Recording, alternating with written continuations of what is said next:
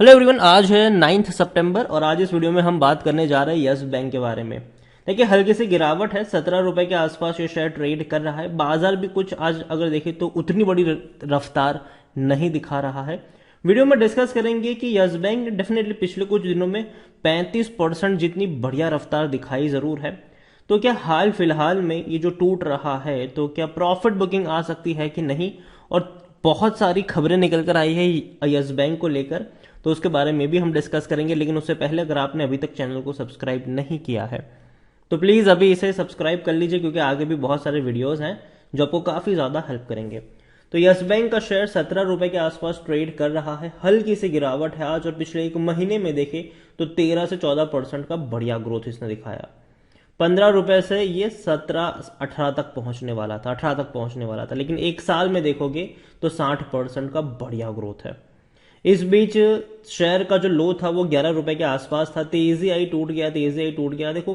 लेकिन अब जब तेजी आई है तो बहुत बढ़िया है। और अगर आप चैनल को रेगुलर फॉलो करते हो तो मैंने हमेशा कहा है कि अगर 12-13 की रेंज में मिल रहा है मतलब बढ़िया मौका है, क्योंकि एफपीओ उसी प्राइस पे आया था और सपोर्ट वहां पर एक स्ट्रांग है।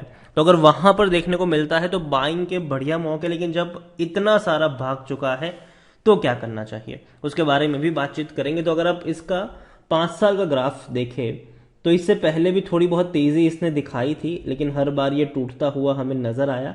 लेकिन इस बार की जो तेजी है वो अच्छी इसीलिए भी है क्योंकि अब तक क्या होता था कि यस बैंक ने जो 2 फंड रेजिंग करी, पहले तो यस बैंक क्राइसिस आया था और बैंक टूट के बिखर चुका था, डूब चुका था, आप ये कह सकते हो। और तब यस बैंक को इमीडिएट रिलीफ की जरूरत थी और वो मिली बाकी बैंकों से। एसबीआई ने यहां पर आया, एसबीआई ने बड़ी क्वांटिटी खरीदी, बाकी बैंक ने भी कुछ कुछ क्वांटिटी खरीदी, लेकिन उन सब ने 10 रुपए के भाव पर इक्विटी खरीदी थी। बाद में दूसरी बार जब फंड रेजिंग हुई तो एफपीओ के जरिए हुई और वहां पर रिटेल इन्वेस्टर्स ने खरीदारी करी थी। 12-13 रुपए का ऑफर उनको दिया गया था, तो वो वहां पे बाइंग हुई। बड़े इन्वेस्टर अभी भी नहीं आए थे यहां पर, ठीक है।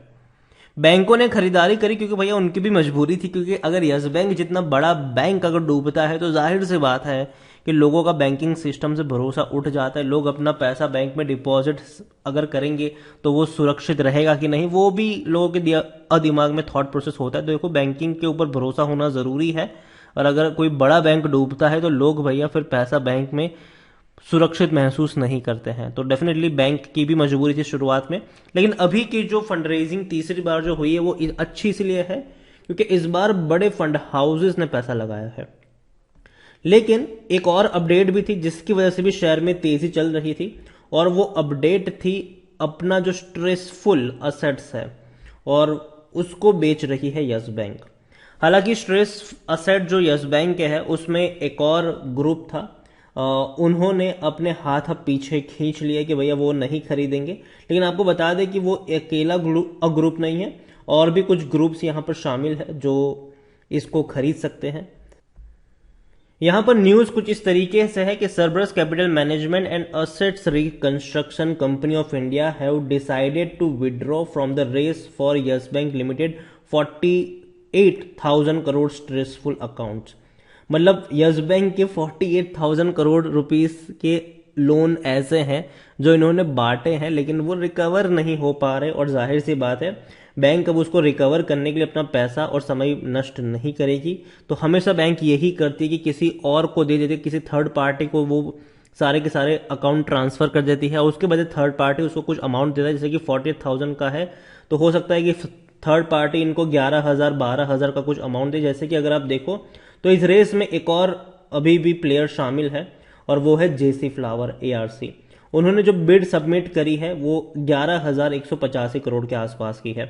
मतलब यस बैंक अगर अग्री करता है तो यस बैंक के 48,000 करोड़ के स्ट्रेसफुल लोन के बदले जेसी फ्लावर इनको 11,185 करोड़ रुपए दे देगा, उसके आसपास का अमाउंट दे देगा। और अब वो हेडेक जो है वो जेसी फ्लावर का हो गया कि वो कितना पैसा रिकवर कर पाता है, जितना रिकवर किया वो उनका। तो वो सारी चीजें होती है बैंकिंग सेक्टर में, ये प्रैक्टिसेस होती है। और यहां पर अगर आप देखोगे तो Cerberus and ARC were seriously considering a bid. Now with the deck cleared for the sale for JC Flower. पहले 2-3 थे खरीदारी के लिए, लेकिन अब अकेला प्लेयर बचा है जेसी फ्लावर, बड़ा प्लेयर अकेला बचा है। और अगर यस बैंक इसको कंसिडर करती भी है तो यस बैंक के पास पैसा आएगा 11,185 करोड़, कुछ तो रिकवर हो पाएगा। तो वो चीज़ आप यहाँ पर कह सकते हैं। यस बैंक की एक और खबर यहाँ पर यह भी है कि यस बैंक के शेयर में 35% की तेजी देखने को मिली है और स्टॉक जो है वो अपने 20 महीने के हाई प्राइस पे ट्रेड कर रहा है। अच्छी बात यहाँ पर यह भी है कि rating agency CRISIL and India rating की अगर आप बात करें तो उन्होंने यस बैंक की रेटिंग को अपग्रेड किया है। क्रिसिल रेटिंग अपग्रेड करके अगर आप देखें तो वो हो चुकी है CRISIL A- from CRISIL BBB+। तो क्रिसिल ने इनकी रेटिंग जो रेटिंग पहले BBB+ थी उसको बढ़ाकर A- किया है, मतलब अच्छी रेटिंग कह सकते हो आप इसको पहले के मुकाबले।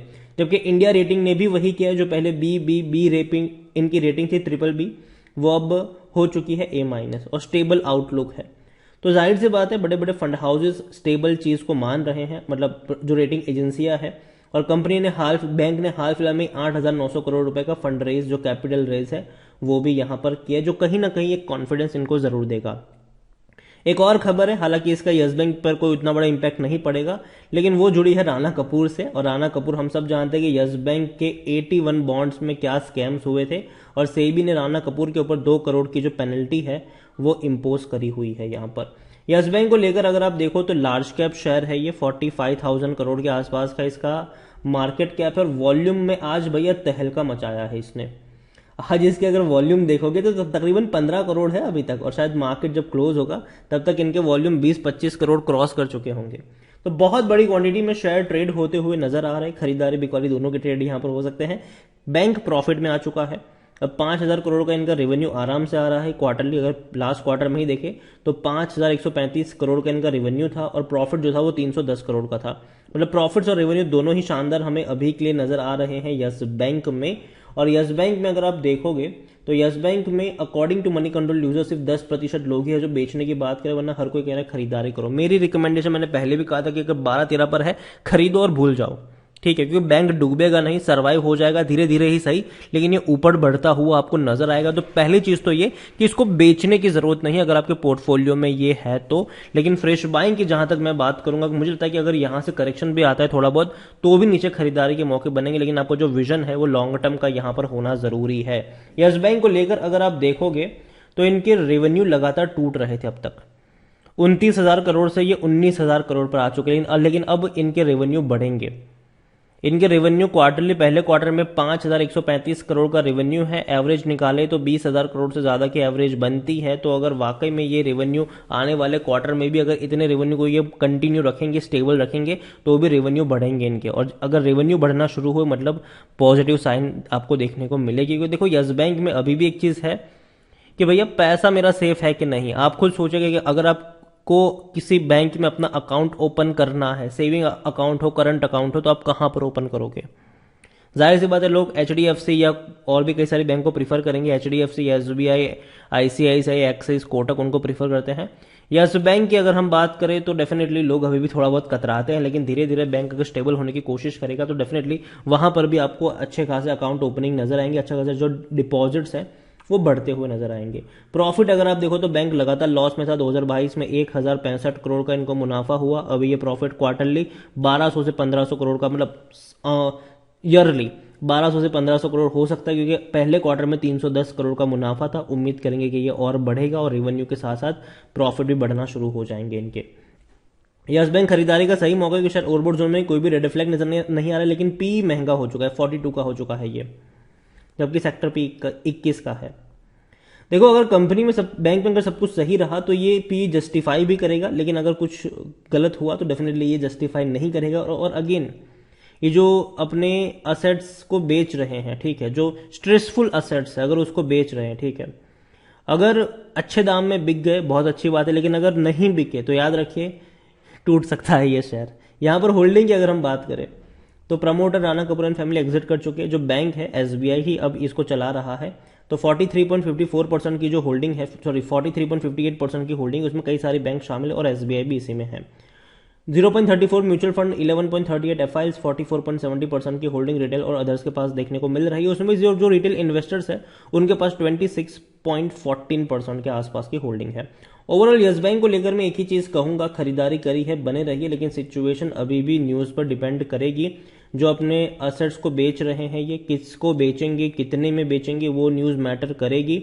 बेच पाते हैं अच्छे दाम में, अच्छी बात है, नहीं बेच पाते हैं तो याद रखिए अगेन थोड़ी बहुत गिरावट देखने को मिल सकती है। लेकिन मैं लॉन्ग टर्म के लिए कहूँगा कि यहाँ पर बने रहिए, बैंक डूबेगा नहीं, धीरे धीरे ही सही लेकिन सर्वाइवल की तरफ जा रहा है ये, और ग्रोथ लॉन्ग टर्म में देखने को मिलेगी। लेकिन किसी एक प्राइस से बहुत सारे शेयर्स मत खरीदना, धीरे धीरे ऐड करना ताकि गिरावट भी आए न्यूज़ के चलते तो आप नीचे के लेवल पर एवरेज कर पाओ। वीडियो को यहीं पे एंड करूंगा, पसंद आया हो तो लाइक करो, शेयर करो, चैनल वगैरह पहली बार आए तो प्लीज़ सब्सक्राइब करें, और यस बैंक के बारे में आप क्या सोचते हैं वो भी आप मुझे कमेंट में लिखकर बता सकते हैं। Thank you.